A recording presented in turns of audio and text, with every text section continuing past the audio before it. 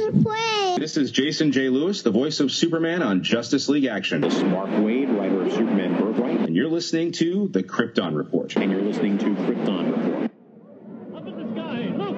It's a bird! It's a plane! It's the Krypton Report! The All Things Kryptonian podcast, including Superman and Supergirl. We discuss games, movies, cartoons, TV shows, and comics. Find us on Facebook, Instagram, YouTube, and Twitter.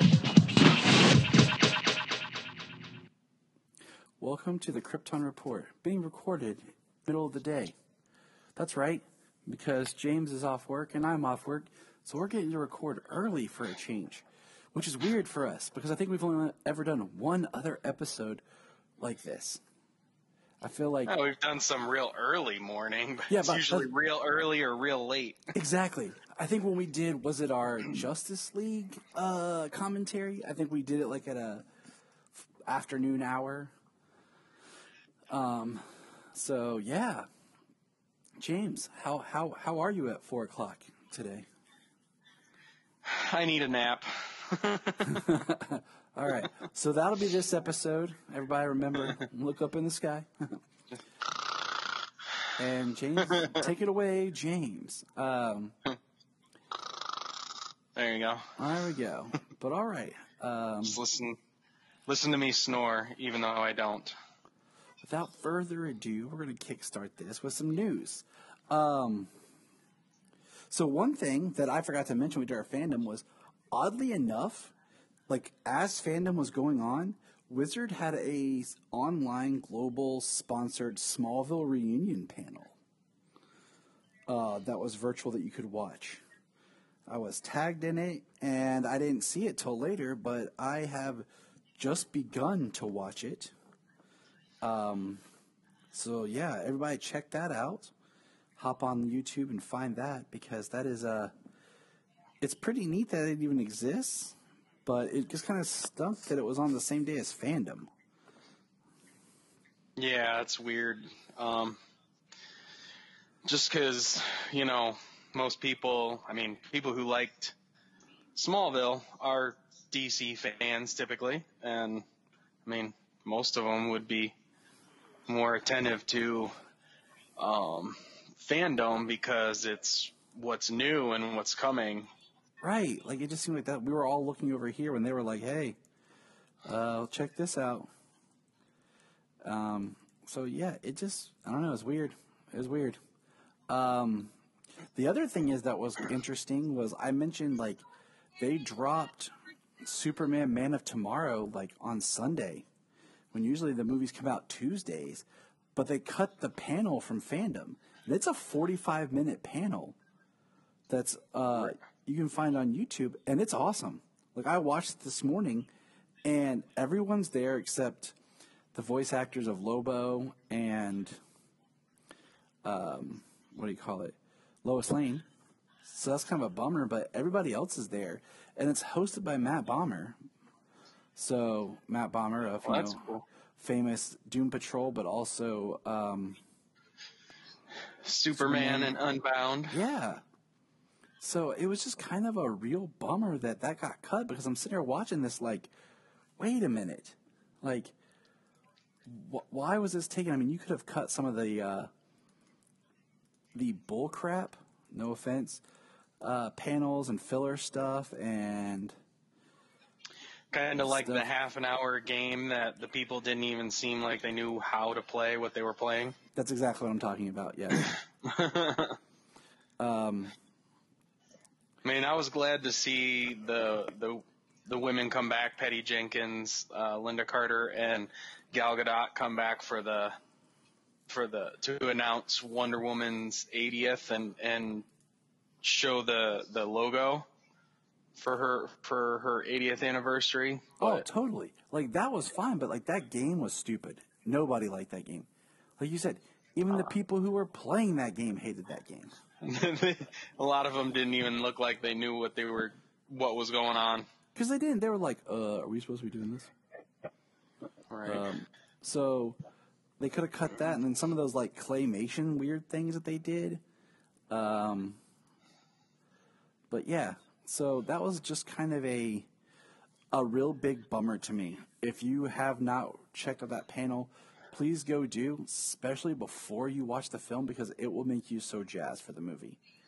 And yeah, that's all I'm going to say about that. Well, dang, looks like I got an extra 45 minutes to watch before I jump into the movie here soon. I mean, you don't have to. I'm just suggesting. You know me. You don't have to listen to what I say. Well, I wanted to watch it anyway. You're always like, screw you, Tyler. I defy you. Yep. You're not my dad. Every time Tyler sends me a message, even when it's time to record, screw off, Tyler. But yeah, I actually watched it like at 7 something this morning is when I started it. Or I don't remember. Solomon woke up early and we finished the movie and then we watched the panel afterwards. So it all kind of runs together after a while.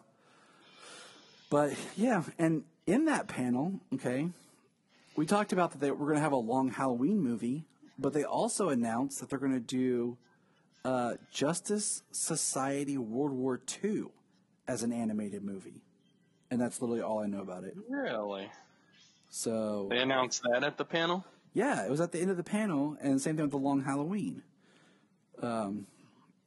Well, you know, on some of the Comic-Con panels, most years at San Diego Comic-Con, they always have a panel where they're introducing or talking about one of these new DC animated features, and they usually, like, give out the next year's worth of movies coming up. Mm-hmm. Normally we know what's coming up, but after Darkseid War, we only knew about Death in the Family and Man of Tomorrow. Now we know Batman, Soul of the Dragon or something. Yep, and, Soul of the Dragon, Long Halloween, and now this. The JSA thing, definitely. I mean, I really want to see Long Halloween adapted, and in a 2-part, that's going to be freaking sweet, but honestly, the JSA might have me more excited. It might, just because it's something different. Exactly. I mean, Long Halloween's a great story. I mean, it's one of the best Batman stories. And if they don't do, what do you call it? If they don't jump on, what do you call it? Stargirl's like fandom right now, and make sure she's in the film, they don't know what's up.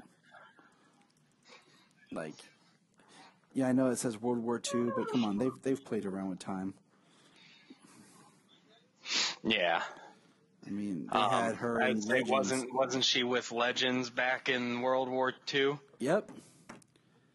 Man, I think I hear the thunder rolling. Good thing I'm in the Cave of Solitude.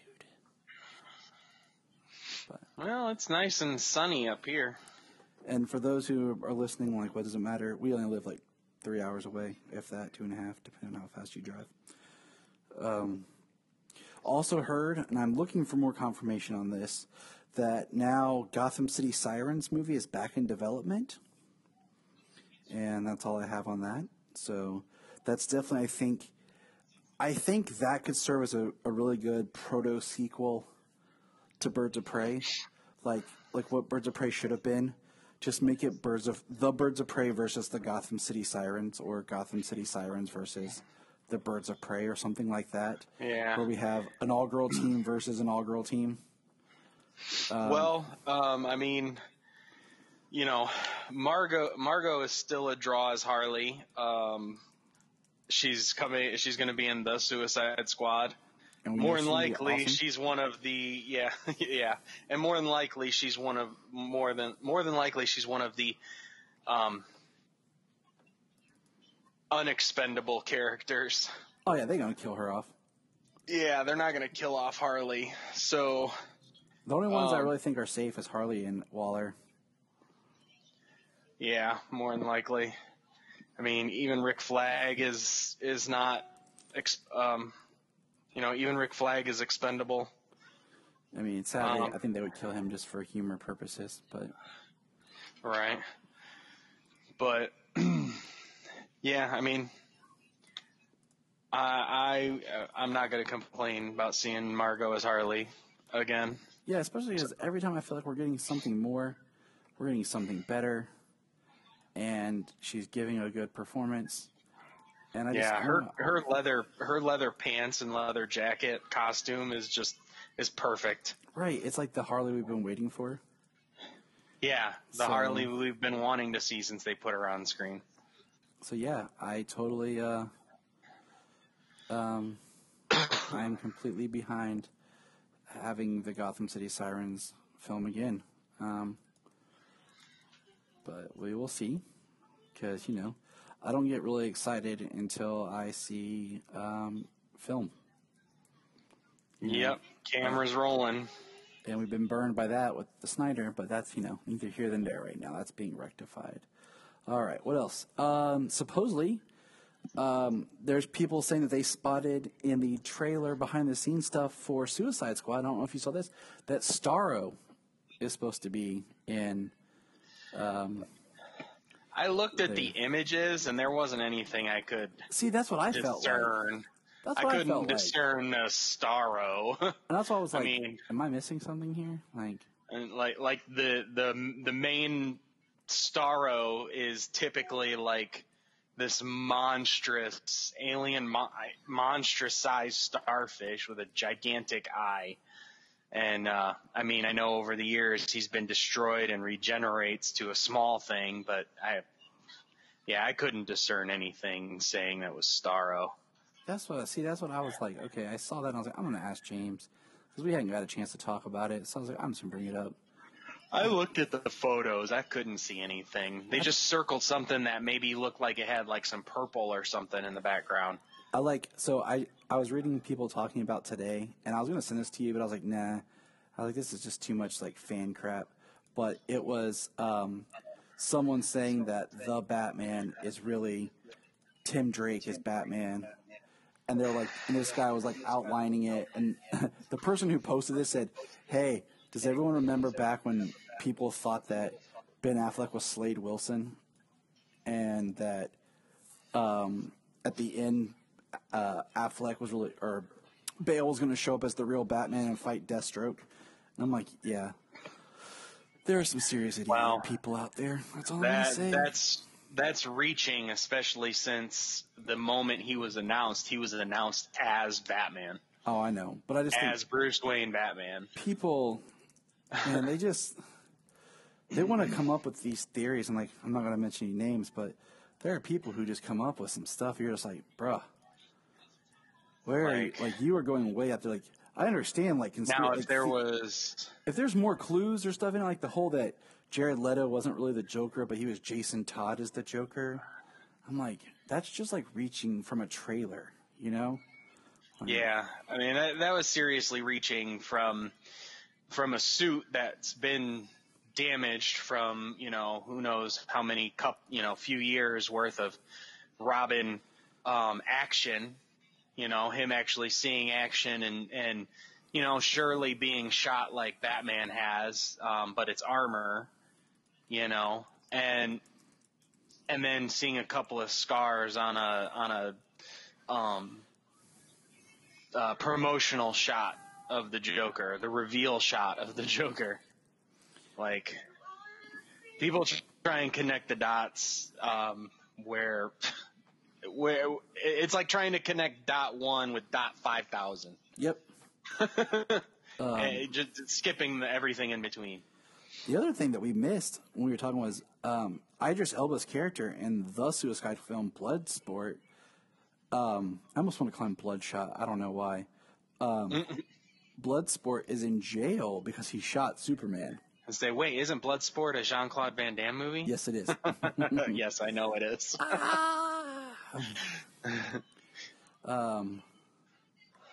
But yeah, I used that thing recently where Jean-Claude Van Damme's blind. Oh yeah. I think that was in our group chat. Probably was. But yeah, so we totally missed that. But okay, what I'm saying? I'm just like, all right, we missed that. But that's cool. That's something to be just interesting, because does that mean he shot him during the period of time, from Man of Steel to BVS? Or, after Justice League. Like, I was going to say, yeah, we're after Justice League. I mean, but yeah, that's just kind of cool. I mean, for all intents and purposes, the DCEU is still Man of Steel, BVS, Wonder Woman, Justice League, Suicide Squad, Aquaman, Shazam, Birds of Prey, and I mean Zack Snyder's Justice League, not the theatrical release. I think it's not going to matter. I think either way you go, I think the only thing say the Suicide Squad. I think the only thing we're going to walk away from the Whedon Justice League is the opening Batman scene. That would be, you know what, that wasn't too bad. It was the scene itself was really good. I loved how he was perched on the building, how he was shown in the glass, how the guy saw him, and then turned around and tried to shoot him, and he was gone. And then the quick interaction between them, but the way he flipped off of the water tower to get down in front of him, I was like, that does not look. I was like, it's a guy on a wire. Yeah. It does not look like a guy who backflipped off of a thing 10, 12 feet above another guy. It looks like a guy on a wire. It also, it looks weird because it looks like in one of the shots, his cape is attached to his thigh, almost like the way in Batman and Robin it was. Right. So, like I said, that's probably the only thing that will be like, okay, and then maybe some of the Superman stuff, just because, like, when he arrives at the end, we might that was kind of cool. But other than that, yeah, that's really I think all we can. Well, talk about what's going to be interesting is to see Superman's role in Zack Snyder's Justice League compared to what we got in the theatrical, because so little, only some wide shots of Superman were Zack Snyder's stuff. Exactly. Everything else, every single shot that was a close-up of Henry Cavill was redone. It was all reshot dialogue. Every single close-up. So none of Henry Cavill's lines from Justice League, from the theatrical version, are going to be in this film because every single one was reshot. And that's what's insane. Like, they completely changed his story from what it was going to be in Zack Snyder's version. 100%. Like, every single shot was redone. I mean, it just blows my mind. Like, yeah, and we've talked about it because of the suit and everything, of just how, it just that chrome underlay, that terrible, ugly ass suit. And that's coming from Man of Steel and BVS, and I thought they were great. And BVS was a step up from Man of Steel. And they only changed a couple of bits about the BVS suit. Yeah. But it just, I don't get things, man. No, I have no idea. I can't wait. I'm kind of hoping that the thing that we've seen about September 5th being the release date for Zack Snyder's Justice League is false. Is not true. Is false, because I don't want to wait another year for this movie. Yeah, I've already been but waiting. I will if I have to. I got no choice. But still, damn, another year? That movie is going to be 5 years old before we see it again. I just think it's crazy when before we see the real thing. When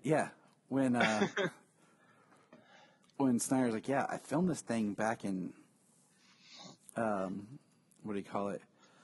A month after BVS's release? He's like, I filmed it in 2016. Yeah. And he filmed it in 2016, and we're not going to see it until 2021. And likely, it seems, late 2021. we'll just, you know what, we don't have anything to go off of. I'm just keeping my fingers crossed and praying to the gods. So, what else? News-wise, I knew there was something else. Oh, yeah, Hartley Sawyer, we knew that he was kicked out as Elongated Man from The Flash. Elongated Man will be recast for the new season of The Flash to finish up the storyline, but won't stay a permanent cast member. Which I guess you can get away with the Elongated Man because he changes his face to go undercover or whatever. Yeah, they could probably easily write, you know, Ralph Dibny wanted for something this or that, you know. Yep. He's got to stay like undercover, quote unquote undercover, and until proved innocent, and then him and Sue Dibny leave the show. And that's what, just like I said, with him, it makes it easy. You can get away with it for him, like, oh, okay. You know, there's like an in-story reason. So, that, I mean, yeah. Not really a whole lot to say, but also, if you're big into movie scores, they did drop one track from Wonder Woman 1984 by Hans Zimmer called Themyscira. Me and the kids checked that out. That was pretty cool. I got my kids really big into listening to music and scores, so it's pretty sweet, actually. My kids are awesome.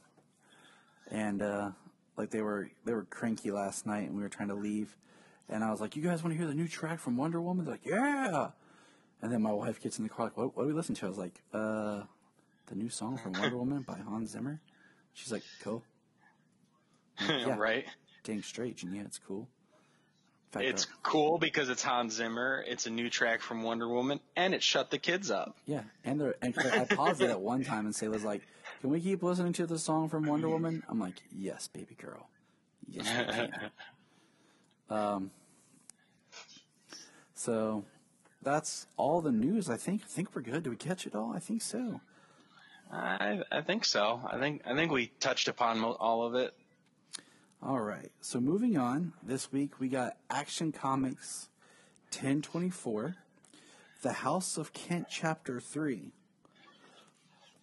Man, this one was pretty good. It was definitely a step up from the last issue. I will say we don't have to go page by page, but you know, picking up that Connor, John, Superman / Clark, and Brainiac 5 are going after the Invisible Mafia, and you know, it's pretty intense. But man, there's some great like just shots of like them showing up together, and I like the fact that Supergirl shows up. She's back as part of the family here, and it's interesting because there's a panel where she asks Connor, "Are we related?" And he explains who she is, so she's like, "Okay, so no." Yeah. I mean, So I'm going to say no. I'm like, technically you are. He's part your cousin, like half cousin, you know, like. Yeah. I'm your cousin from another reality. Yeah. I mean, there's some great just shots in this. I love just seeing the Superman family being really built. This has probably been the best thing that I've enjoyed Bendis doing, because I love seeing, you know, Superboy, Clark, Superman, Supergirl here. Yeah, and it's definitely up there. The only issue I'm having, and it's not necessarily Bendis's fault. There's nobody there. Come on. I don't think that it's necessarily Bendis's fault, just because of the way Snyder's run on Justice League had ended, and then, you know, they're all in death metal. Mm-hmm. Like, it's like what takes place in between, like, you know, some of the final battles they had with Lex, and then the time they walk through the door, and then when does everything else happen that's going on in every other book? Yeah. Especially with the main 7. Like, so it kind of, everything kind of stands out when it comes to that, not just Bendis's stuff. Because like Young Justice, the Young Justice number 17 takes place before 1023 Action, because they're helping with the cleanup outside of, I don't know, the Hall of Justice or in Metropolis. They're helping with the cleanup, and it's before in 1023, but it's also, yeah, it's before 1023 because that's at the beginning. They're in the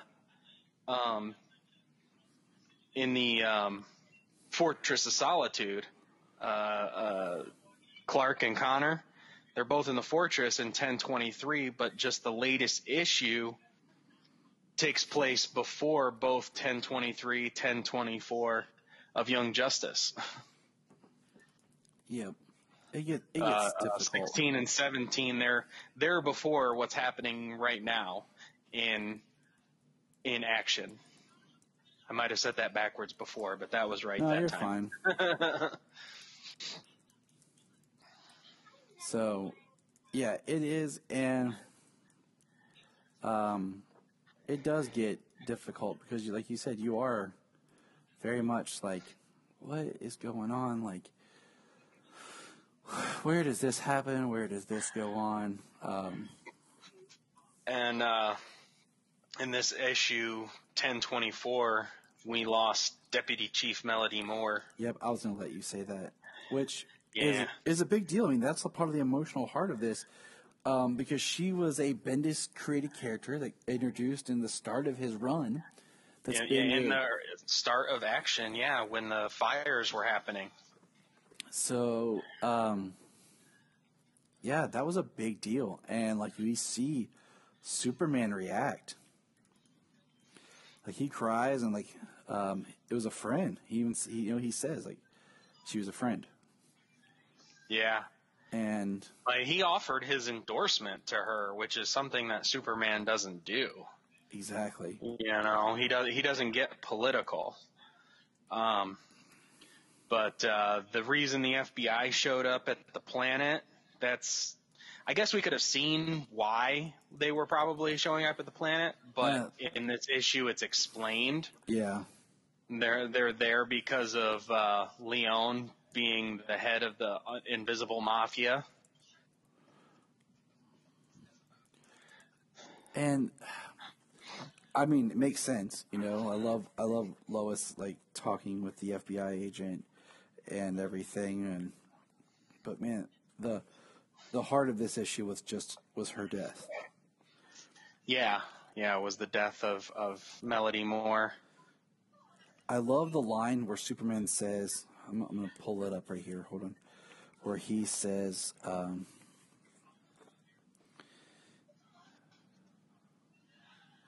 it's right here.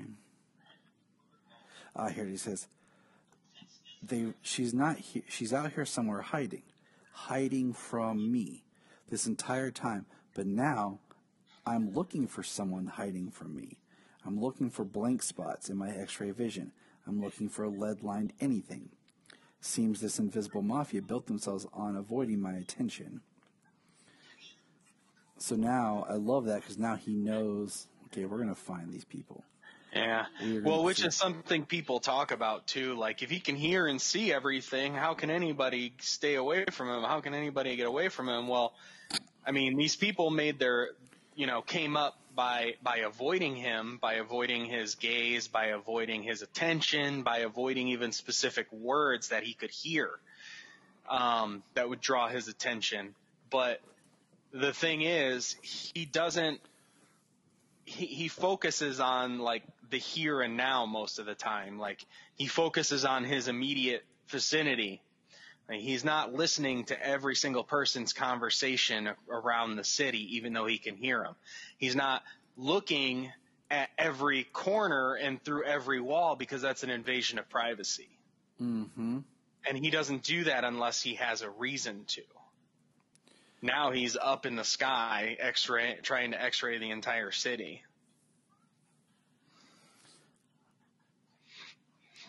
Yeah, I mean, you're absolutely correct, and I love the point where we see them all using their X-ray vision, and like they're talking about stuff that they're seeing, and it's just funny to hear like they're all like, "Ugh, I've seen some stuff I wish I didn't see." Yeah.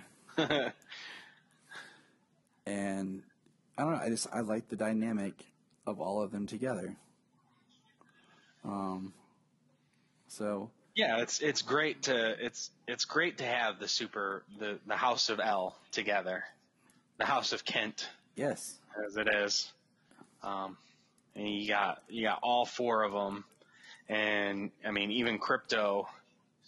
Did he show up or no? He was with Kara last time I saw her in the last issue, so that's why I brought it up. But. So and then this last shot where all four of them are standing and all you see is their symbols and their lit up red eyes. I was gonna say that was my favorite piece of art in it. Definitely. One, because most of them they're all hidden by shadow. When it comes to Romita Jr.'s art for the entire family. I never saw that. Because some stuff's good, some stuff's not. Romita Jr.'s art is hit or miss for me. You know how like I feel about I actually it. think, I actually think this issue, his art is actually pretty good for the most part. I will agree. Even when it comes to like people's faces, like I prefer the art in what he's doing in Action than I did what he was doing for friggin' Black Label for Superman Year One. Yes. To me, his art is always like.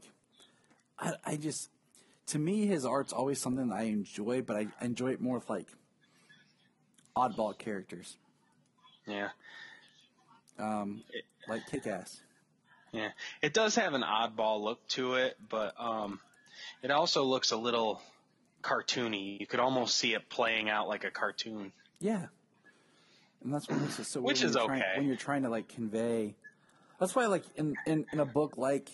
He's not my favorite, but he's not stuff. a bad artist by any means. When they're like super violent, like super highly violent,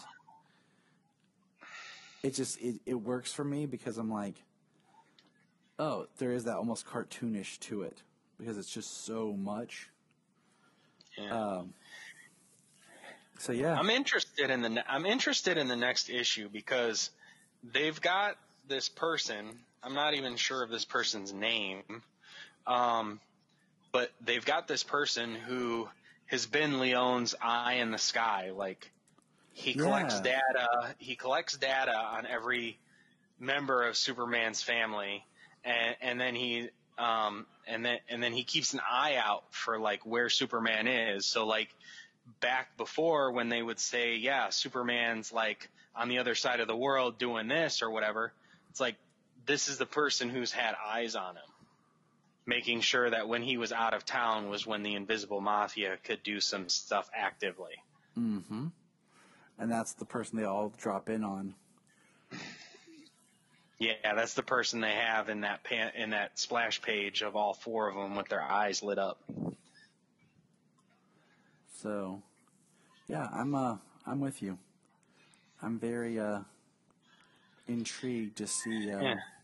Actually interested in what's coming out from the next issue for Bendis. So, I mean, that's a good thing because that actually is not that's not been the case for a while. Yeah, I mean, like this whole thing, like I've been excited just because. Connor's back, baby. Yeah, I've just been excited for the fact that I just have thoroughly enjoyed the idea of the Superman family. And I feel like that's something that's been missing for a while of just Superman having a family. Like it's one of those things that's always interesting to me how much like there's the Bat family, but Batman's always like, yeah, Batman's a loner. He doesn't need anybody. he does this all on his own. I'm like, he's got more sidekicks and partners than anybody else in DC continuity. Yeah. You know, like just look at the Action 1000 splash page where they're taking that family photograph. But even then, like, they're not There's all like there. 14 people there. Like, I can name some more. Like, Janine and I were talking today. We were playing Injustice with the kids because that's what we do as a family. We sit around and play fighting games. And, you know, she makes a comment about, it'd be cool to have a Batman game like this. And I said, yes, it would. Just a straight Batman game where it makes more sense that these people are fighting without, you know, having to have superpowers every time. And I started naming some of the, like, random characters that they could have. And she's like, yeah, you would know that. Like, that's a real character? I'm like, yeah, it's a real character. That sounds so obscure. It can't be. You know, and I'm just like, yeah, it's a real character. And that just, to me, makes more sense to have that than, like, the Injustice. Like, come on, the Flash versus, you know, some of these characters, you're like, if I could just use my, like, speed like I'm supposed to, we wouldn't have this issue. But yeah, definitely.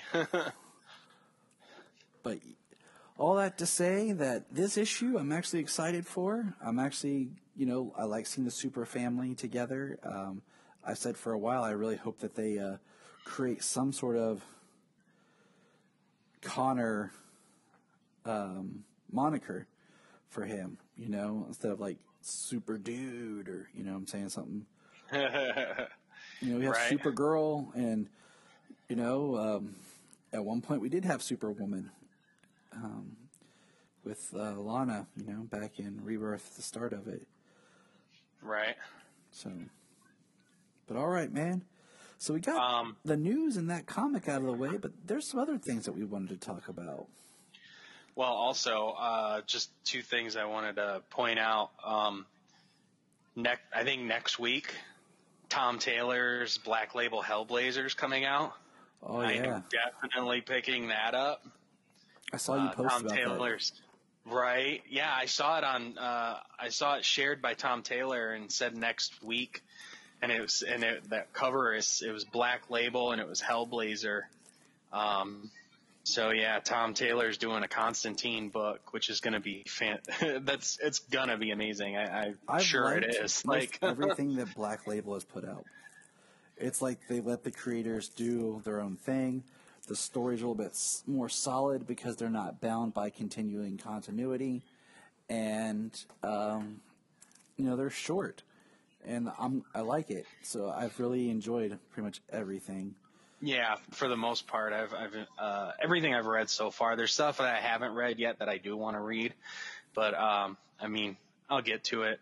Also, you know, Detective Comics 1000 was a big thing. Did you see the ad for Detective Comics 1027? Yes. Celebrating 1,000 issues since the Dark Knight's first appearance. Yeah, and that's something people Like- forget, that there was 26 issues of Detective Comics without Batman. Yeah, before Batman showed up. So this is really Batman's Detective 1000. Like, I'm definitely gonna pick this one up too. Oh yeah, I am. Yeah, I've been getting Detective. Like, it's not been as strong as I would have liked, but you know, I'm reading the Joker War, and I'm reading the Joker War too. I need to check out a bunch of the tie-ins. I've only read Batman so far. So, you know, that's just. I've tried. At first, I was like, I'm not going to do all these tie-ins, and then it's been really good. So I've been like, okay, I'll do the tie-ins. Yeah, Joker War has been good. Detective's the weakest one for me that I've read so far. But I was reading Detective after 1000. I was reading Detective, and I was last time I read an issue though was back when Mr. Freeze and Nora Freeze was still a thing. oh yeah, So it's been a little while. I need to get caught up. But all right, so we've been wanting to talk about this for a while, and we really haven't had time, and now we have time because we're looking at our calendar, and you know, our content's got shifted around a lot. Next year is going to be a busy year.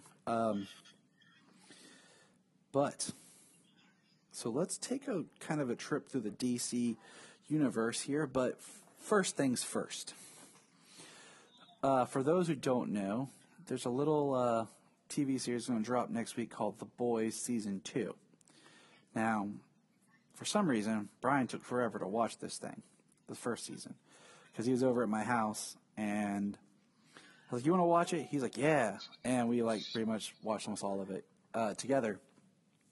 But there's a character on there that's kind of the foil, not foil, what's the word I'm thinking of? It's like doing an evil Superman without actually having to do evil Superman. Right. Homelander. And it's just an interesting look at what type of character Superman could be. So we've really enjoyed watching kind of that idea. And I mean, basically The Boys is a very adult, mature show that takes a lot of inspiration from Zack Snyder's Justice League as far as look, aesthetics, marketing. And their big team was called the Seven, and you have basically in the comics there was even a person called Jack from Jupiter that was supposed to be the Martian Manhunter of the group. But you have really? Homelander is your Superman, Queen Maeve is your Wonder Woman, The Deep is your Aquaman, Black Noir is kind of Batman-ish, but I guess there's another character that's more Batman-ish that's not there right now. A-Train is supposed to be kind of like the Flash, but Brian and I talked about how he can just run fast. He's not really like the Flash, because the Flash can do so much more. He's probably more like Quicksilver or Speedball or something, that when he's in super speed, he's got hyper density or something like that. That's when he ran through what's Huey's girlfriend on the curb. The reason she exploded the way she did, because of that hyper density or something. Exactly. From his speed. And this, I talk about this because this is a way from you could explore the idea, like I said, of an evil Superman or an evil Flash or whatever, without actually taking those characters and making them evil. Because without doing injustice. Yeah, without doing a disservice to where now everybody's like, oh man, I want to do what do you call it? Overlord Superman. That's who he should be. And you're just really? That's all you guys can really think of doing? So, this is a way of doing that. And it's interesting. Like I said, it's very much for mature adults.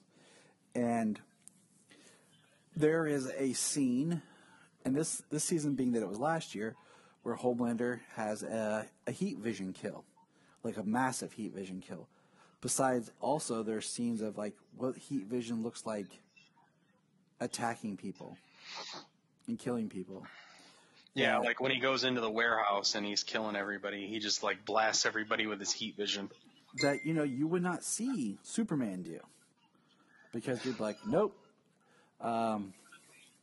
So it was wow, that's really cool. And then because it was last year, if anyone remembers, there was a small movie that came out called Brightburn, where it was basically the anti-Man of Steel.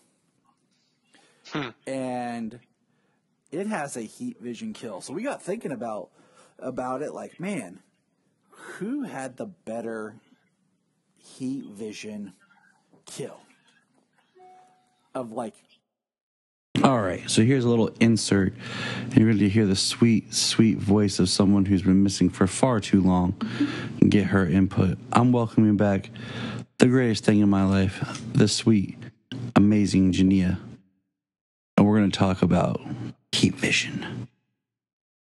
Yes, so Jania. Yes, Tyler. Now that I have you here finally once again, we just finished watching The Boys Season 1. Again, prepping for Season 2. And we thought it'd be an interesting discussion the Homelander heat vision kill being kind of a evil Superman. And then just for fun, we brought in just a conversation of Brightburn being like an evil Superman, which you have never seen the film. Nope.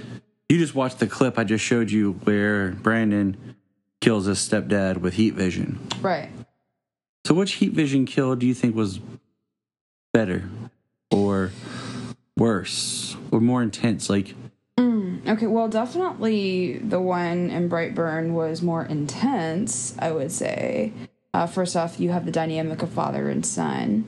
That within itself was pretty intense.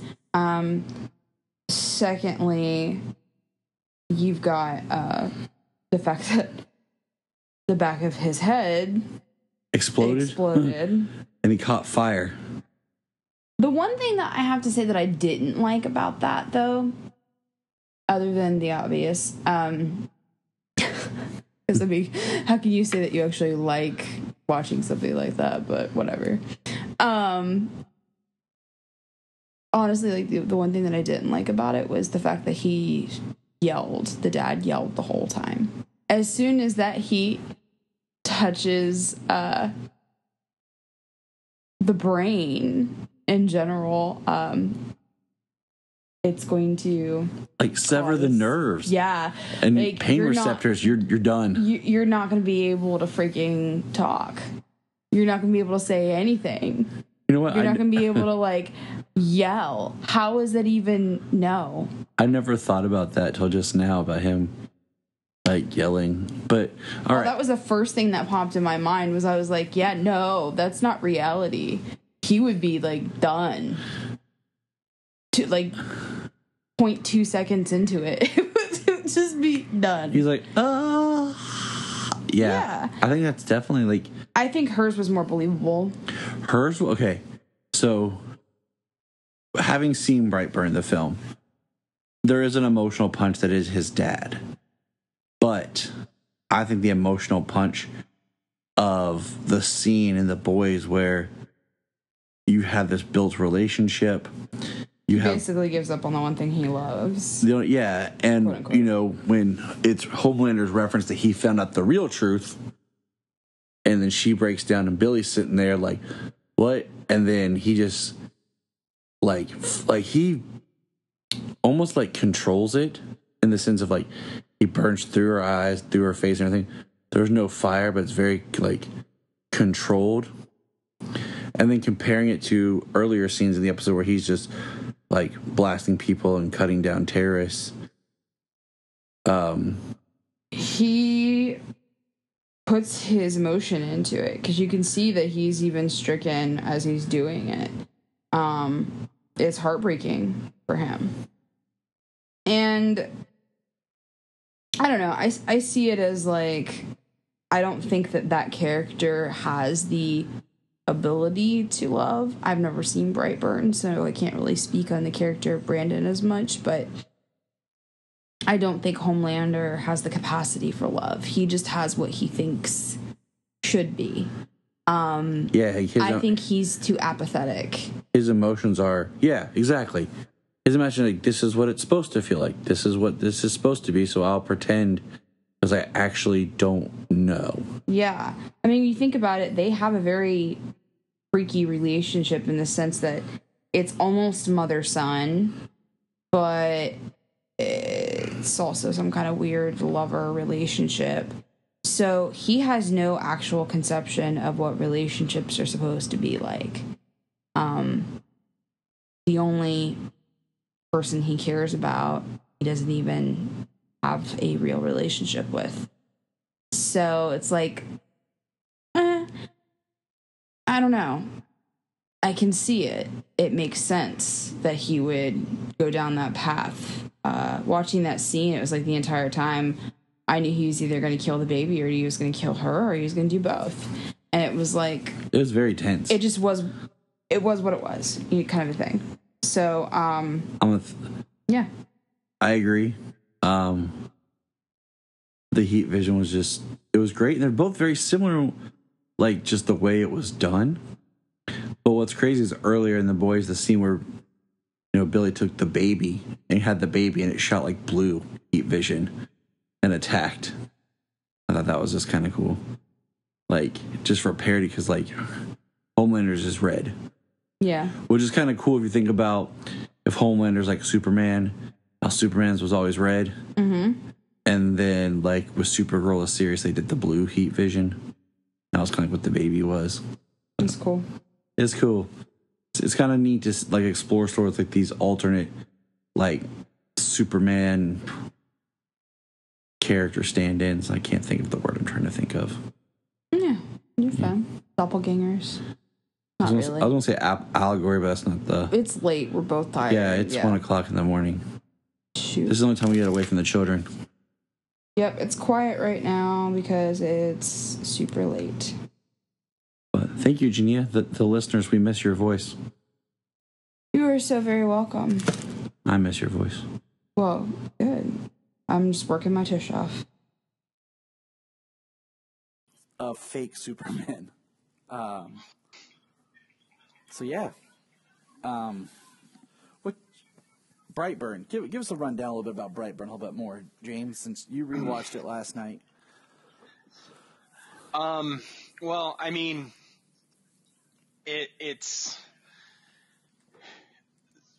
so the character doesn't grow up to be this person. Like this is as soon as the powers manifest for this person. For Brandon Breyer is the name of the character, but I mean, it's almost everything Superman. It's like a ship crashes in the woods near a farmhouse of this couple who can't have kids, and they take the child in and raise him as their own. But when he turns 12 years old, like the ship starts to send signals to him, messages, and like he's like sleepwalking. He's almost under like a hypnosis of the ship or something. He doesn't even find the ship until later on, but just like the influence that the ship is having on him, it's like turning him evil. He basically finds out that he's super strong and invulnerable. He develops his heat vision, his flight. I mean, he is like an evil. He is like a little Superman. Basically, he eventually understands what the ship is telling him, and he says the ship is telling him to take the world. So basically, like it's telling him to take over the world. So he just starts doing whatever he wants, and he's killing people. Like the girl he likes, even she let him fall to the ground and wouldn't help him up. He broke her hand. He mangled her hand. Her mother said don't talk to him, and trash talked to 12-year-old boy. Well, he showed up and he murdered her,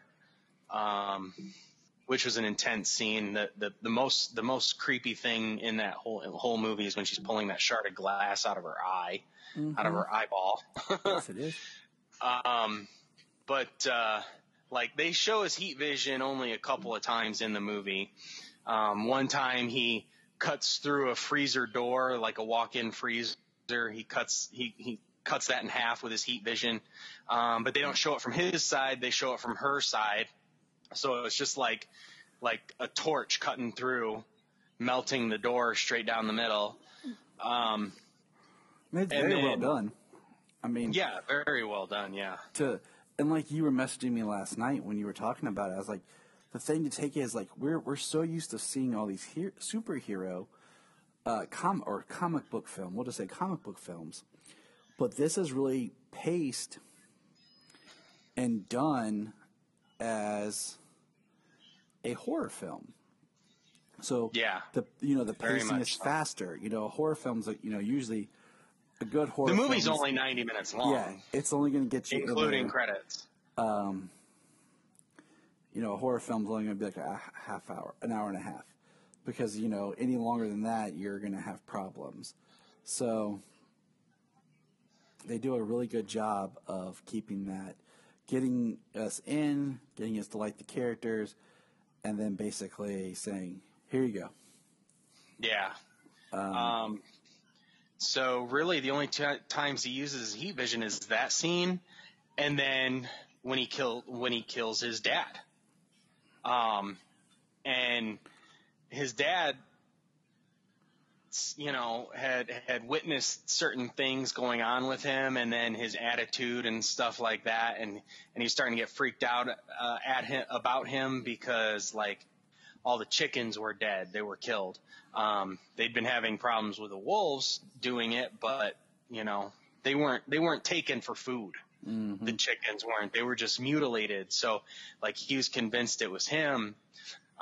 They find out that he was at his aunt's house, and his aunt's boyfriend or his uncle or whatever, went taking him home, and he killed him on the way home and stuff. But so the dad takes him out to the woods to kill him. Like, yep. He knows that he's not human, but this isn't the Kents, and it's not Clark, So, but we're made to feel so much like it is that it's almost unnerving, because we're like, no, don't do this. But yeah, he says. Well, you're made to feel that they're decent parents. Like they try to raise him well. I mean, you're shown that much. They try to, but it doesn't work. Yes. Yeah.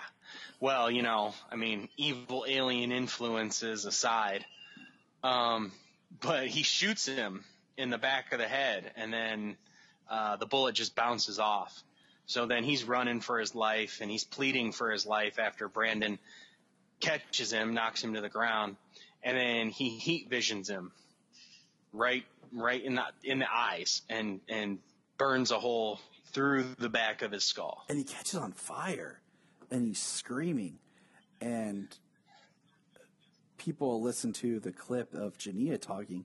She points out some really interesting stuff. The fact that, like, that's definitely more of like a horror film trope, because that would not happen in, like, yes, it's not real life, but he would be dead before he could, like, scream and catch on fire at the intensity of what this scene is doing. Well, yeah, what it seems like is like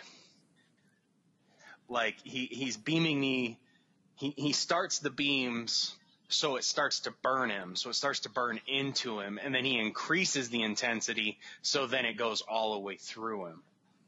Kind of gives you that terrifying, like, burning alive thing, and then once it melts through his head, then he's just done. Poor dad. Yeah. That's a brutal scene.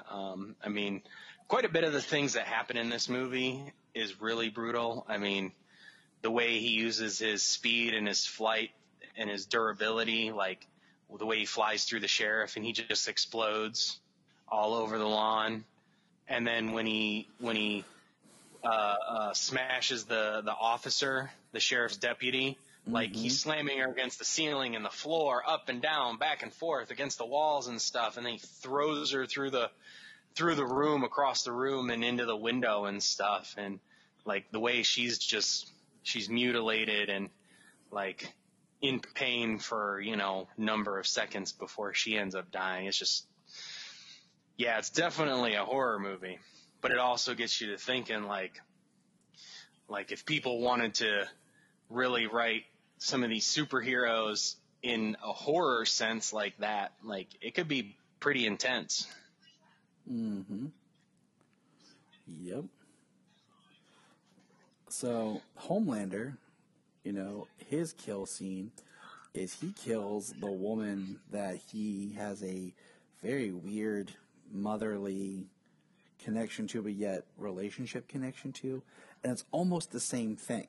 Like, he burns her, like, eyes.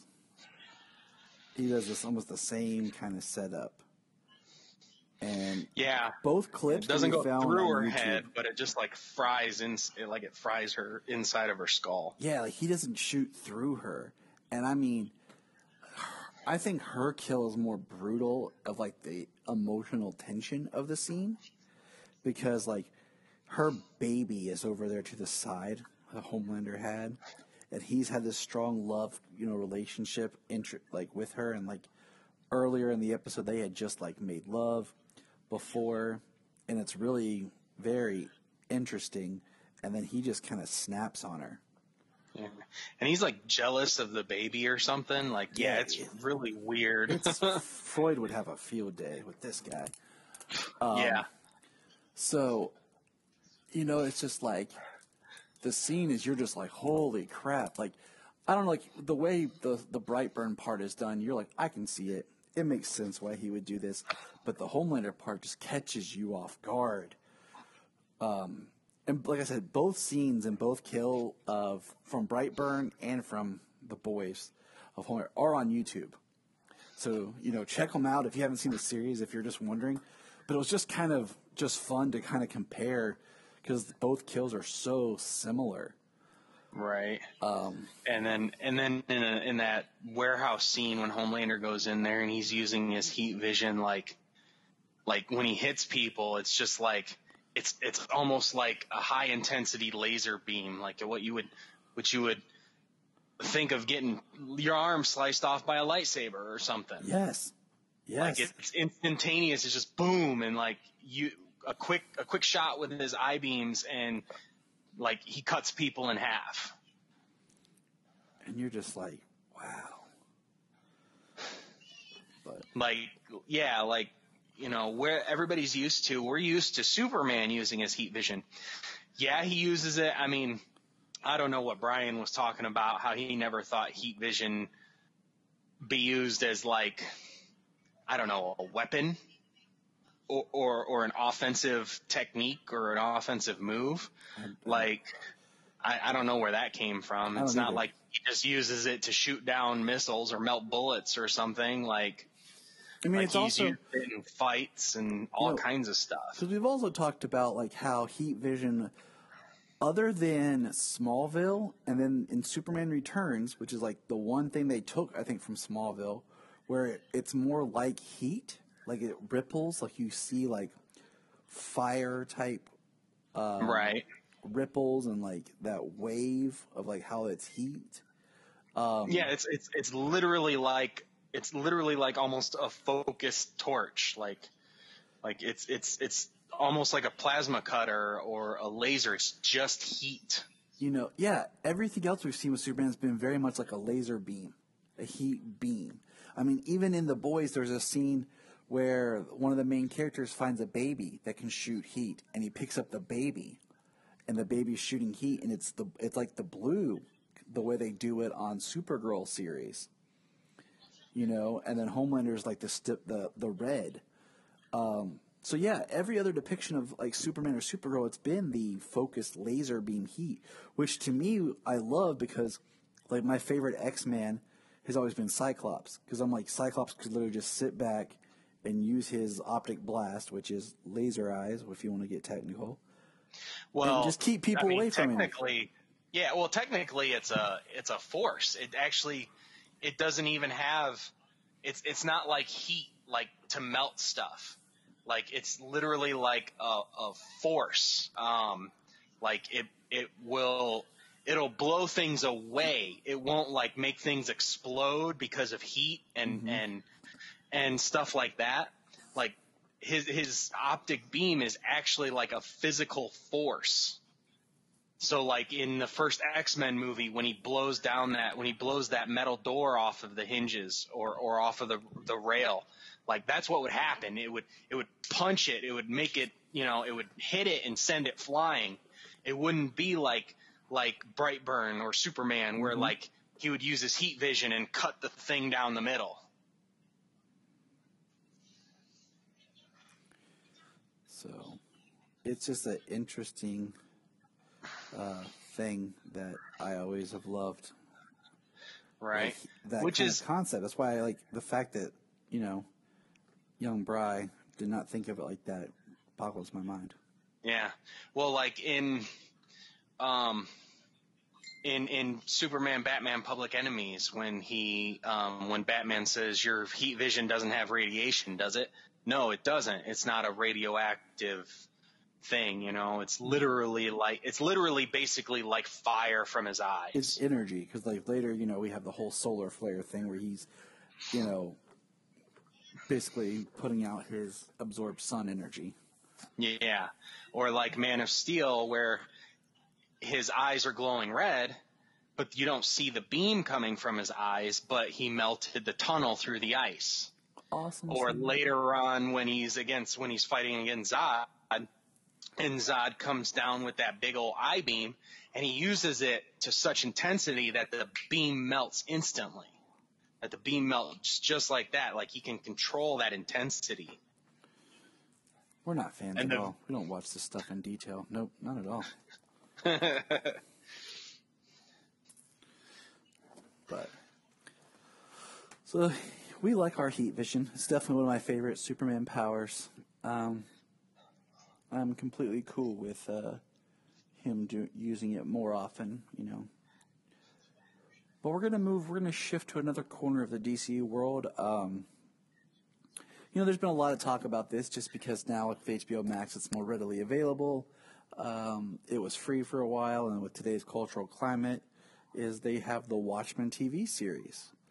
And Phil and I, if anyone has followed Capes and Lunatics, the great and powerful Phil, much like the great and powerful Oz, him and I recorded episodes as we were going back through reading different Watchmen stories, because we were talking about the before Watchmen to see if any of that would play into the series or not. And then we reviewed the series. But James and I were just like talking the other day, and we were having this long discussion. I was like, we should just do this for the podcast. I'm like, we should have recorded everything we just said, and we didn't do it because we were stupid. So we decided we would just go ahead and kind of chat about it because, the Watchmen universe is becoming more prevalent in the DC world, especially, with Doomsday Clock that we had. That's I got to reread at some point. Yeah. I bought it part 1 and part 2 hardcover, so I have those up there, and I'm gonna crack those open and read it all the way from front to back. Because the story, we talked about it at the time, like it lost its impact being delayed. A story that should have been out month after month for 1 year took 2 years to get released. Was it 2 years or 2 years plus?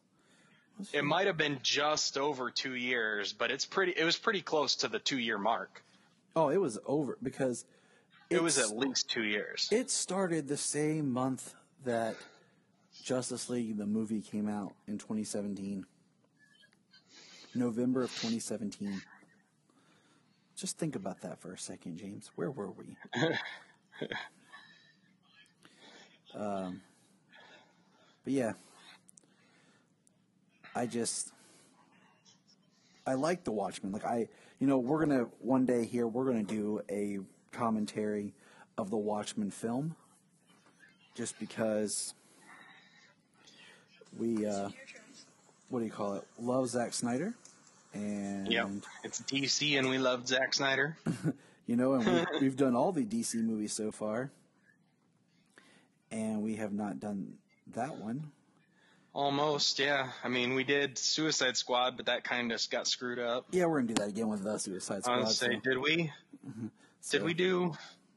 I know we did the Snyder movies. Yeah, we've done Man of Steel, BVS, and Justice League. We're going to do Wonder Woman next month. Okay. I was going to say, we haven't done Wonder Woman. We haven't done Aquaman or Shazam. Yep, those are planned. We gotta give them a little bit of time to breathe, though. You know what I'm saying? Like, yeah. So that we go back, we've had time to reflect, so it's not too soon to do commentary reviews. Publication date, though, for Doomsday Clock is November 22nd, 2017 through December 18th of 2019. Yep. So over 2 years.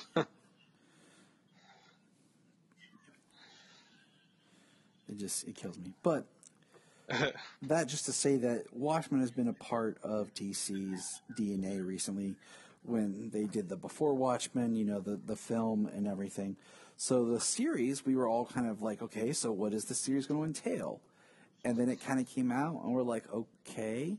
And then basically we find out that the series is a continuation or a sequel to the book. Now, it does use some film-type imagery, but the story is a sequel to the Watchmen comic. And, one day Phil and I are supposed to review the Watchmen comic to help people who have read that or haven't read that. So, good luck with that, people out there. One day Phil and I will do it. That's a big book, man. It is a big book. But it's a big book, and every time you read it, like decades later, as you change, you pick up different things out of that book. You do. But so James, you go ahead and you lead the conversation here about Watchmen, this series, and I highly recommend it. I'm just gonna say this out the bat. I highly recommend it to anybody to watch. I will say that it has moments that are really tough, especially the violence. But I'm a person and I hate saying it so generically, but I can't stand racism. I think people hating people, I think is the dumbest thing over. If you're a jerk or someone who's mean and treats people like crap, I can understand being man, I don't like you, but just people hating people because of something as stupid as skin color or color, culture. It's something that I myself, I hate, and I really just don't understand it. Because I don't hate anybody. We can be different and get granted, along. Yeah, granted, I'll admit, there are places I don't want to go and neighborhoods and things like that I don't want to live in because there are, I don't know, quote unquote stereotypical violence and things like that in those areas. But it's also, and just because those areas are predominantly one thing or one color, doesn't mean that there aren't people who live there that are good or people who live there that perpetuate the violence who aren't that, who aren't a color. You know what I mean? No, I know exactly what you mean. That's just the real world. You know what I mean? Exactly. And I hate that that's the world, but I do what I can to change it. You know what I'm saying? I teach my kids, it's amazing when you try to explain racism to children because they just look at you. They're just people. There's no difference. They look at wait, they don't like this person because of this? And you're like, yeah. And they're like, Daddy, that doesn't make sense. And you're like, yeah. It doesn't. It doesn't. Yeah, it doesn't. It doesn't, son. It really doesn't. I always use the M&Ms. That's my, that's how I explain, culture to my children. A little bit different on the outside, but, same on the inside. Yeah. So, yeah, the show, it's a sequel per se to the comic book.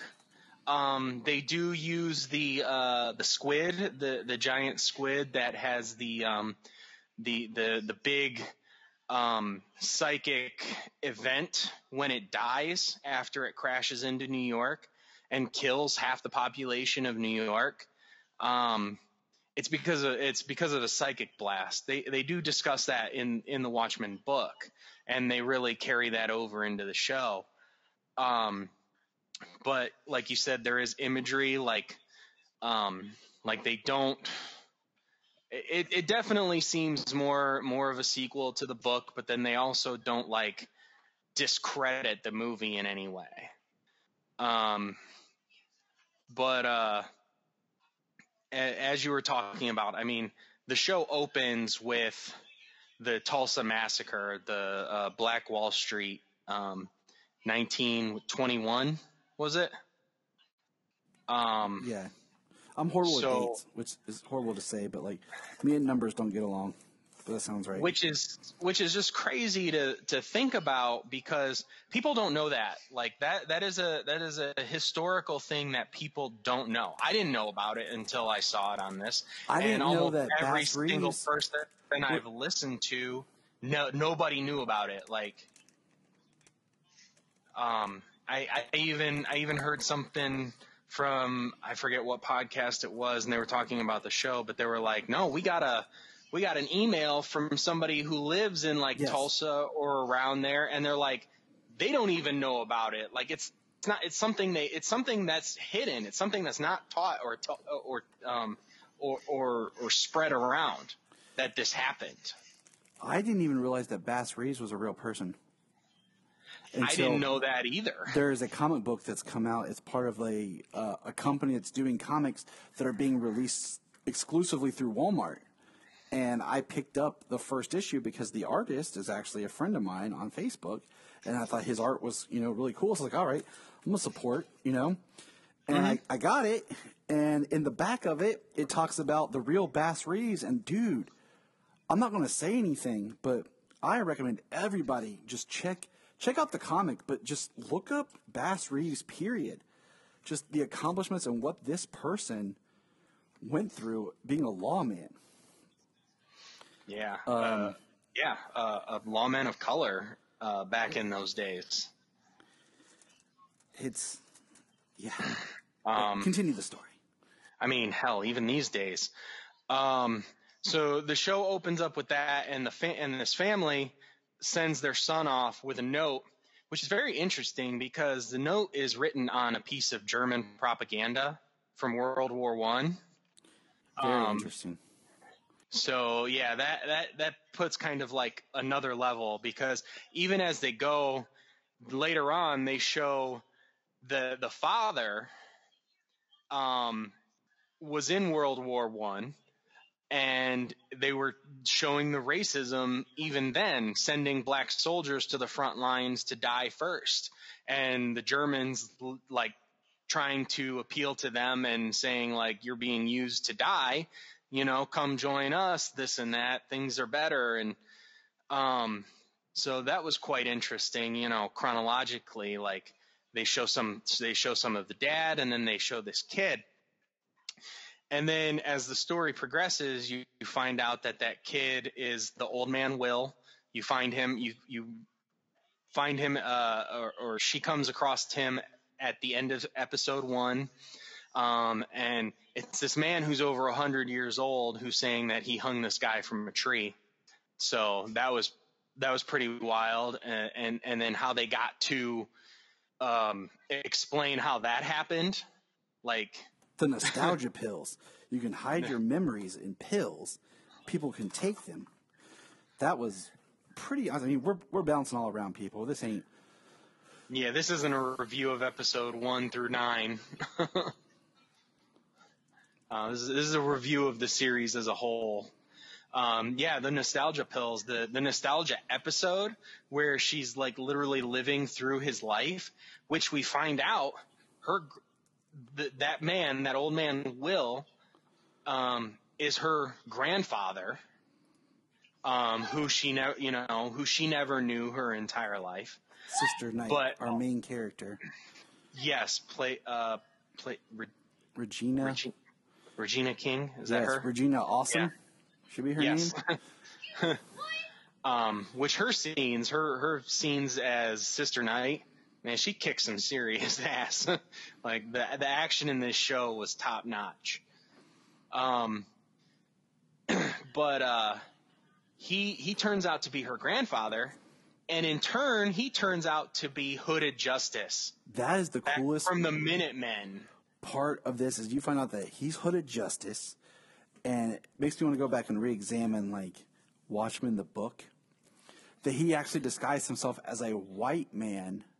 Yeah, he used white face paint over his eyes, like how Battinson is embracing like the black makeup around the eyes for underneath the cowl. Yes, like He had to wear white eye makeup. So everyone thought, which, I mean, granted, I think it's kind of cool just because it's one more layer of not knowing who's behind. Just like I thought, like in Kick-Ass, you know, how he puts on a fake mustache, you know, Big Daddy does. And then like the old Batgirl where she wore a wig as part of her costume to just kind of hide another element of who she is. So Right. I think that's kind of cool. Well, also, it was for the racist times. I mean, oh yeah, I mean, what was yeah, really totally. cool but, was how he embraced. It was really cool how he embraced it, though. Like his costume was dark. He had a noose around his neck because he was threatened with a noose around his neck because he was a lawman. He was a black man as a police officer, and for the like. It was really good because like there was a scene where like they stood up for him, and then down the line because he was trying to get at people who they knew and their clan connections and stuff. Then they turned and they threatened him just like any other black guy at the time, you know. And they put a noose around his neck and told him, you know, they'd hang him and all this stuff if he didn't just, you know, go with the flow. And so that became part of Hooded Justice's costume was that noose. Like he was empowering himself with that, but he also knew that if people knew it was a black guy underneath that hood, then it would be a black guy perpetuating violence. But because for all intents and purposes, it appeared a white guy under there, he was a vigilante.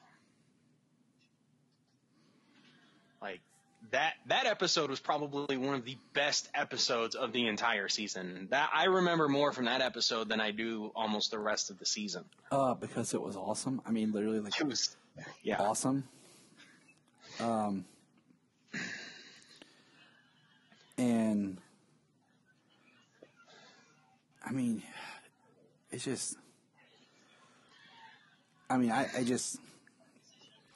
There is so much to digest. I mean, so Sister Night is the modern day policewoman, and we learned that the police now wear masks to protect their faces because of the cavalry, which this is the one thing I don't like about the series. Because of the White Knight. The one thing I don't like is that the cavalry, basically who are like a version of the Klan, adopted Rorschach's mask and Rorschach as like their image. And I hate that because now I feel like if Watchmen in like the universe and the show and the story that they're telling and stuff.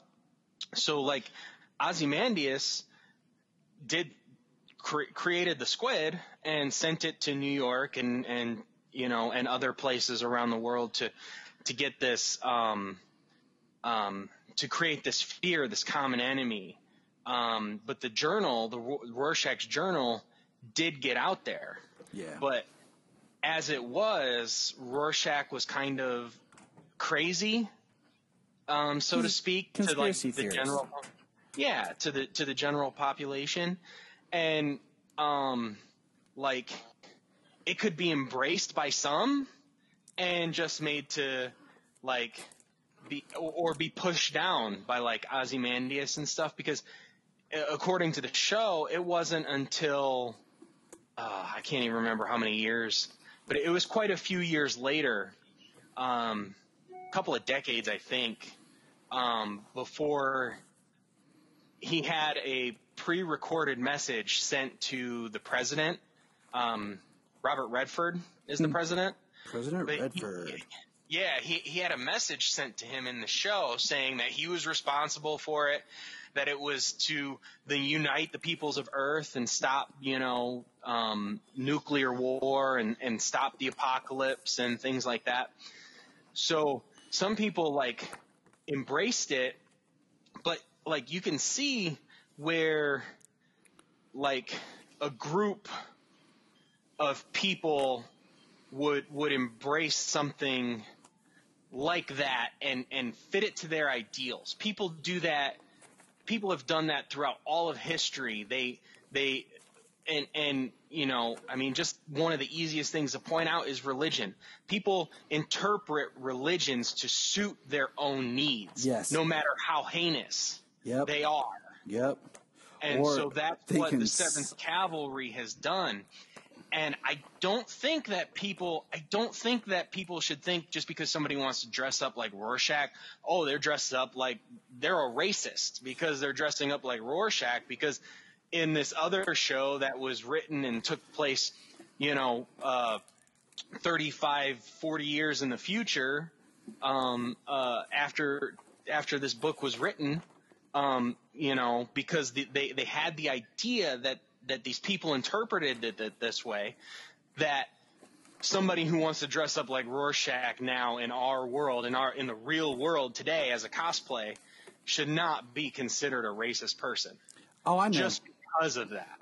I know that, and you know that, but we live in a world where everything is crazy. We think kind of logically as opposed to... I mean, everything's been kind of crazy to where, how many times we see stuff where people don't realize, oh, wait, that's from this? Like, that was, it's not this new thing. This has been around for a long time. I never knew that. Yeah, well, that's kind of what happens sometimes with these things. The cast of this show was phenomenal. Dude, I'll tell you right now. I think he is an amazing actor, and I think he is extremely underutilized and underexploited. It's Tim Blake Nelson. Yeah, he played Looking Glass, right? Yes. Yeah. I first came to really know him as, I can't remember what I saw first, if it was Holes or if it was Oh Brother, Where Art Thou with my dad. But, you think about him on, when he just is Looking Glass, and before he takes the mask off, when he just kind of pulls it up, and he has that slow kind of southern drawl and everything. Mm-hmm. He has a little bit of a scary intimidation to him. You're like, okay, who is this guy? And right. And then you get his story. I love in that episode how they go back, and he was this religious, he was with this religious fanatical group who was kind of doing their thing. And he was inside that fun house of mirrors, and he was tricked into, taking off all of his clothes by a girl, a woman from a gang. Women. I think it was the Top Knots gang.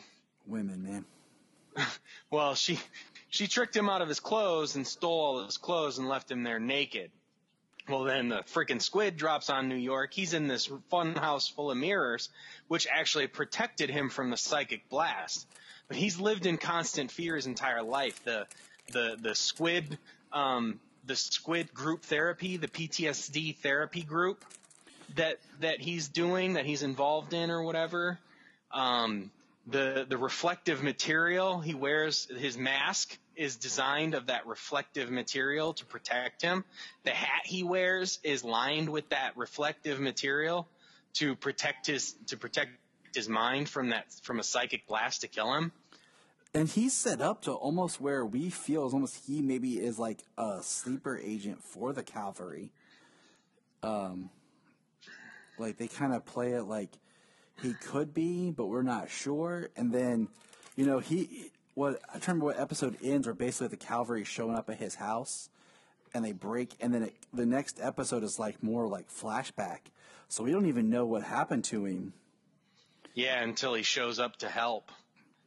And which is really cool how the way he was captured and the way he was informed by Senator Keene of the Keene Act. Yeah, of the Keene Act, all the way back, that outlawed vigilantes back before Watchmen. He's the son of the senator that did that, is what it is. Yeah.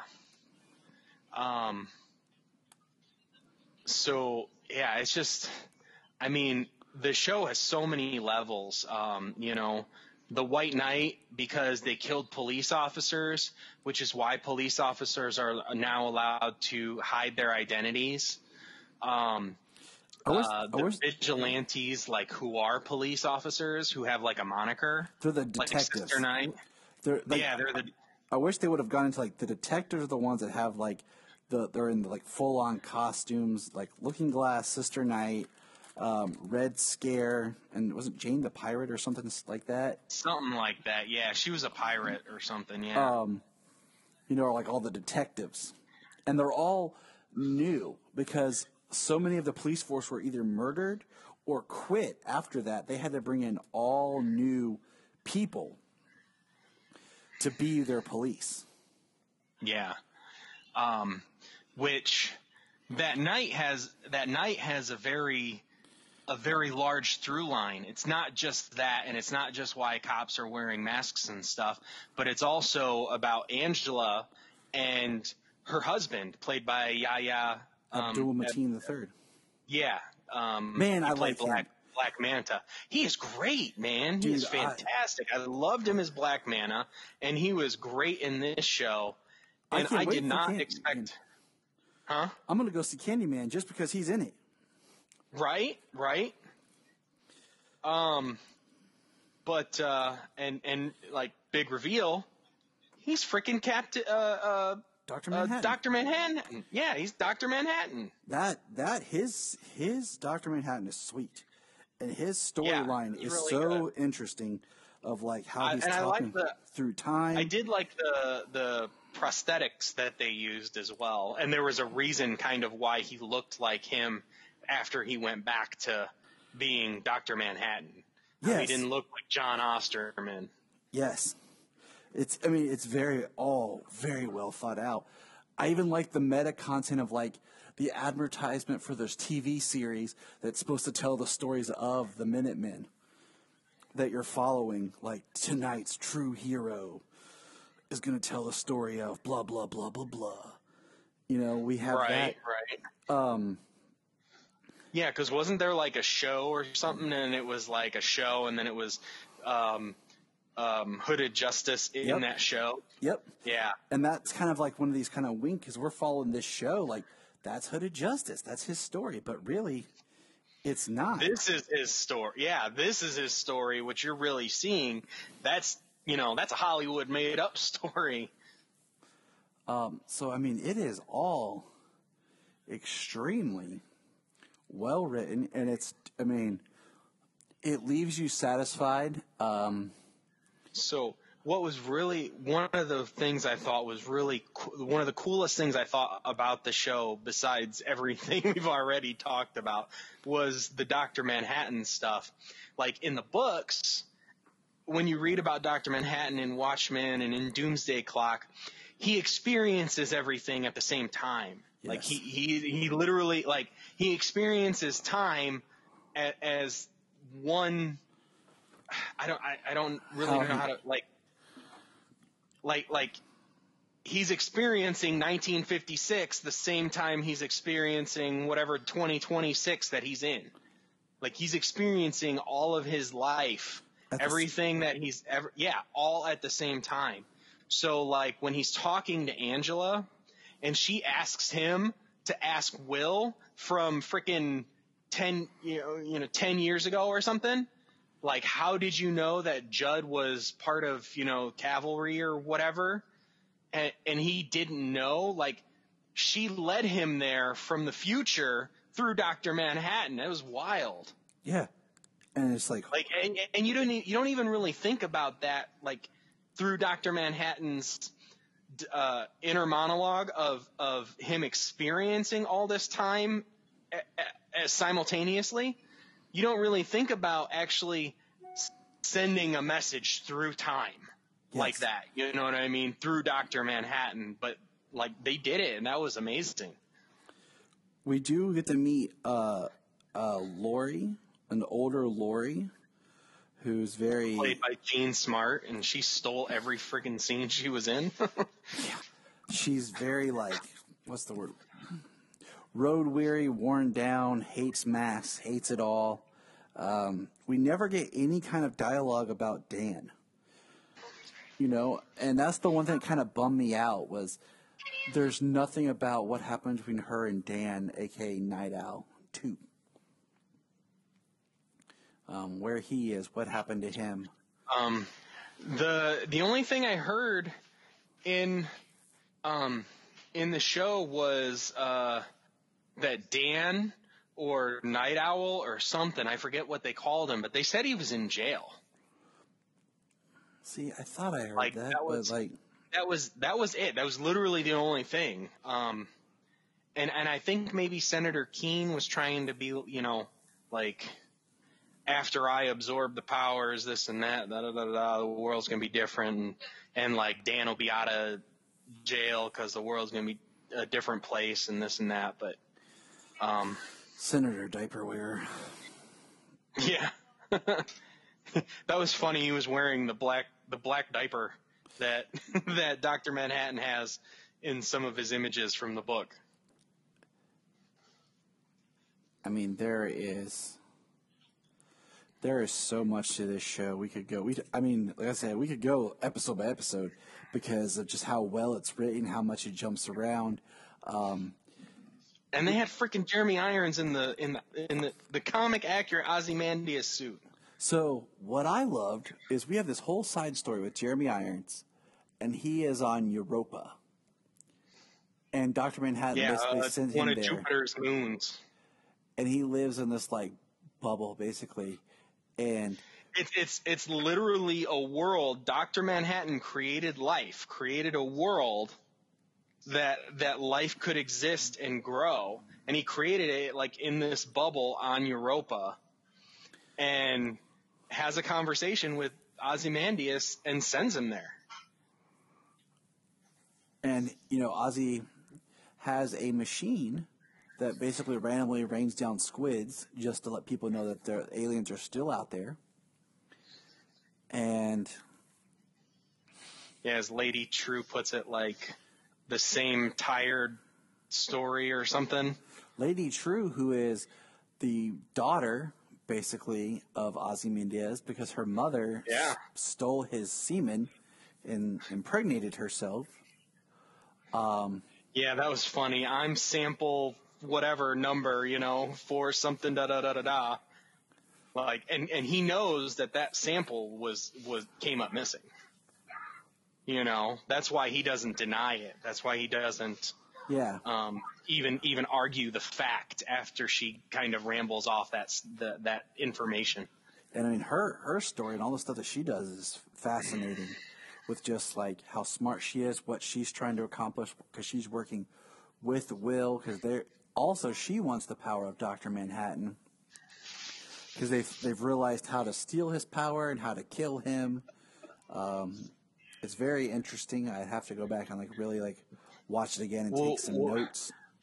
What was crazy is she knew what the Senator was doing, and she knew what the 7th Cavalry was doing, but she knew it wasn't going to work. Yes. Because they didn't have the right calculations and things like that. And so Senator Keene exploded from trying to siphon this power, and she's just oh yeah, I knew that was going to happen, and this is what we're going to do, and that's not going to happen to me, and I'm going to take his powers. Liquefied himself. Yeah.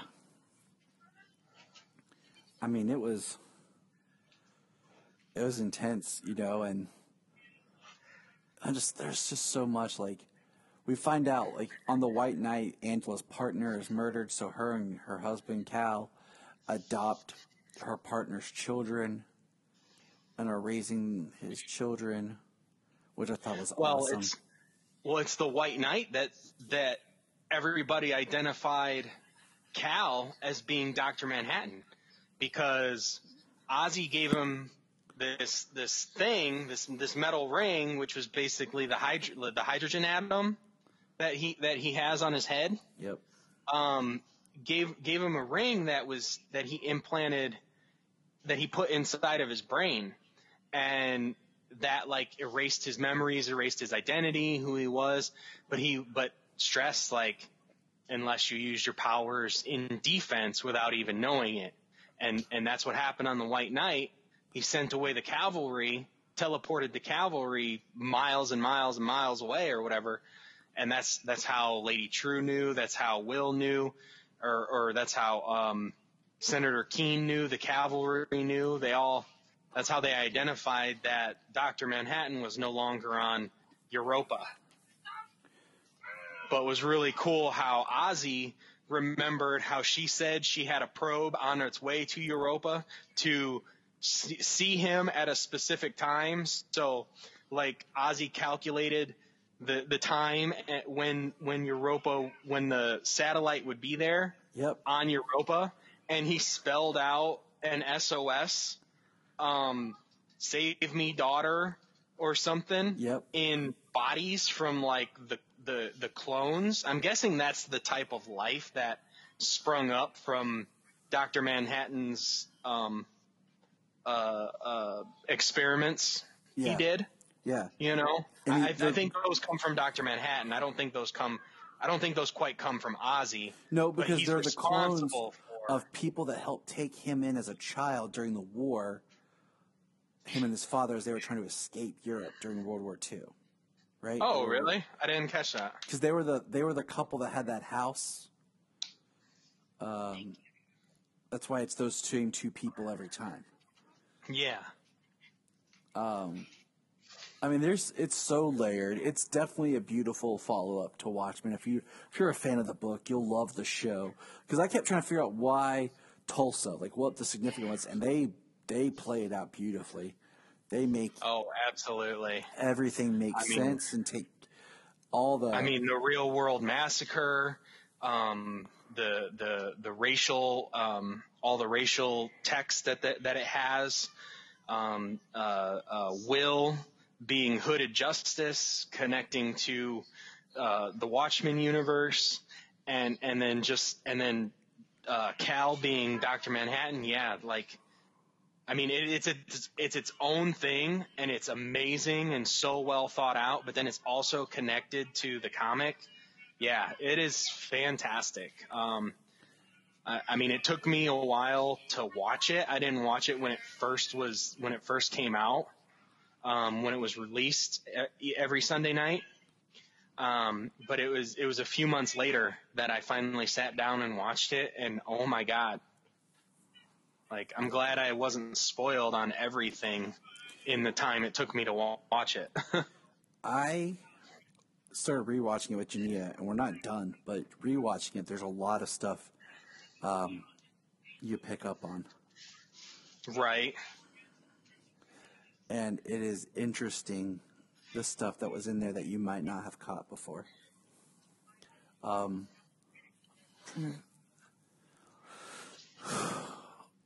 just thinking, like, the fact that, like, Ozzy's story is, like, kind of taking place in, like, a short past, because, like, we get that shot of, like, a gold statue of Ozymandias, but we find out that's actually him. Yeah, it was interesting because they were like, he looks so old. Like, why does he look so old? Last time he was seen, you know, he wasn't an old man because, you know, he basically lived in Karnak for the majority of the rest of his life, up until that point, his Antarctic base. And even Jean Smart, she says, why does he look old? And she gives him this revere for elders in the Vietnamese culture and stuff like that. And,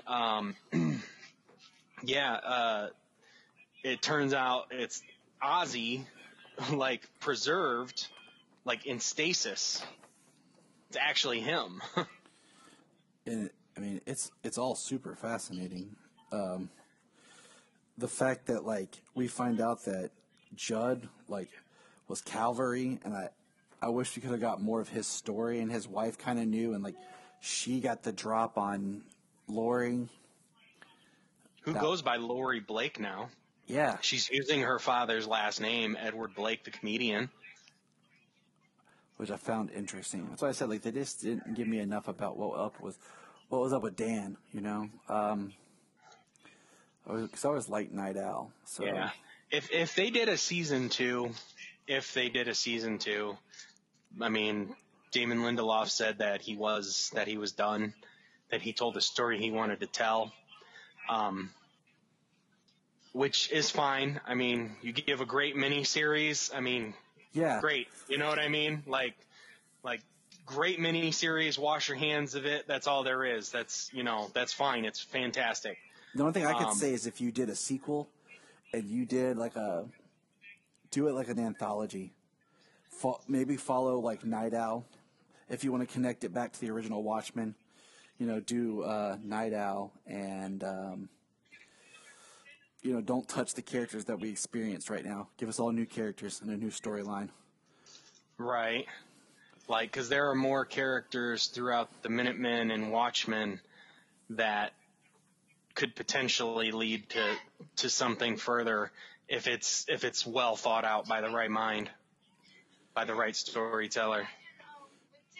And I feel like this series was not like a quick series. Like, it took time to develop and to write and to plan. But yeah, I mean, all I can sing is high praise for it. Check it out. It'll definitely stay with you. I mean, it's amazing how it came out,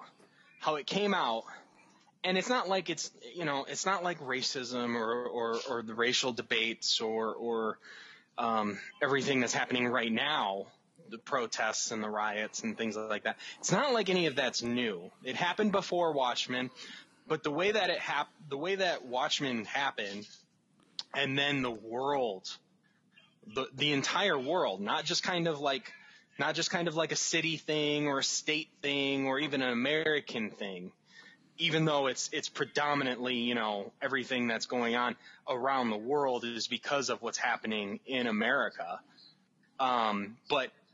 But it literally, like, the entire world is protesting because of the things that had happened after Watchmen. So just like the timing of it, I mean, just couldn't be better, to make like such a strong impact. Yep. It's that whole art imitating life, life imitating art kind of thing, and it's amazing. It's crazy, and Yeah, this show gets like, I mean, how many Emmy nominations did it get? Like, wasn't it like 20 something Emmy nominations, and then the next closest was like 16? I mean, or 13, something like that. All I'll say is yes. Yes. It is definitely an Emmy Award winning show. I mean, fantastic cast, the story, the writing, the direction, the effects. I mean, across the board, this was a top notch show. There's nothing, like I said, there's nothing bad I can say about it. There's no like, oh, I would do this differently kind of thing like I'm prone to do when there's something I'm really passionate about, because I'm a creative person, The only thing I could say was like just the racism maybe being attached to Rorschach, but you know what? I haven't read Watchmen in a while, so I'm going to go back and reread it, because maybe Rorschach was more racist than I realized in the book. I'm more familiar with the film just because I've watched it a lot. He did say things, I remember in the book, he did say things about like people being gay or people being Jewish. You know what I mean? So like he had some anti-Semitism to him. It doesn't surprise me. So you know what I mean? Like he had that to him. That was part of his character. He wasn't like a flat out racist, but he also, he was definitely, he did have anti-Semitism in his character. So, but anything else you got to say, James? Anything else you want to wrap up before we head off here and to the wild blues of middle of the day, Ohio? Nope, I'm good. All right. Well, remember, people. So, Look up in the sky. Look up in the sky. Look in the sky.